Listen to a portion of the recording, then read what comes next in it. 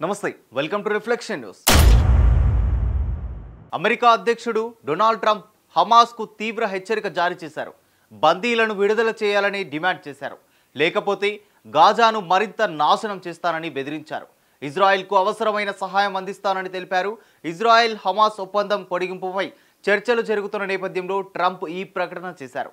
ఇదే మీకు చివరి అవకాశం, నా మాట వినకపోతే నరకం చూపిస్తారు, గాజాను మరింత నాశనం చేస్తానంటూ అమెరికా అధ్యక్షుడు డొనాల్డ్ ట్రంప్ హమాస్కు మరోసారి స్ట్రాంగ్ వార్నింగ్ ఇచ్చారు. హమాస్ చెరలో ఉన్న మిగిలిన బందీలను తక్షణం విడుదల చేయాలని, లేకపోతే తీవ్ర ఫలితాలను అనుభవించాల్సి వస్తుందని హెచ్చరిస్తూ ట్రంప్ ట్రూత్ సోషల్ వేదికగా పోస్టు చేశారు.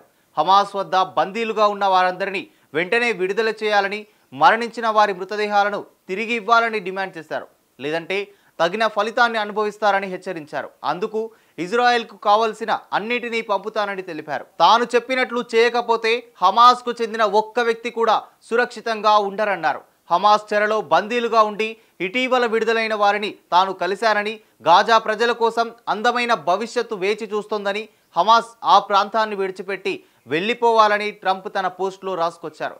ట్రంప్ ఇప్పటికే అనేక సార్లు హమాస్కు హెచ్చరికలు చేశారు. బందీలను విడుదల చేయకుంటే హమాస్ అంతు చూస్తానంటూ పలుమార్లు బెదిరించిన విషయం తెలిసిందే. ఈ క్రమంలో ఇటీవల అమెరికా పర్యటనకు వెళ్లిన ఇజ్రాయెల్ ప్రధాని నేతన్యాహుతో గాజాలోని పరిస్థితులపై చర్చించారు. అనంతరం గాజాను స్వాధీనం చేసుకుని పునర్నిర్మిస్తామని ప్రకటించారు. ట్రంప్ ప్రకటన అందరినీ ఆశ్చర్యానికి గురిచేసింది.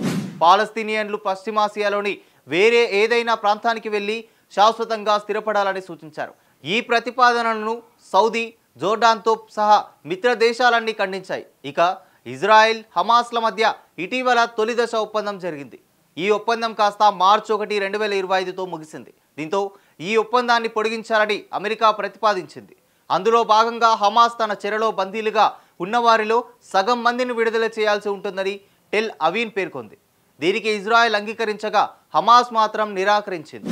ఈ క్రమంలోనే గాజాకు అందే మానవతా సాయాన్ని ఇజ్రాయెల్ అడ్డుకుంది. ఈ చర్యలను పలు దేశాలు ఖండించాయి.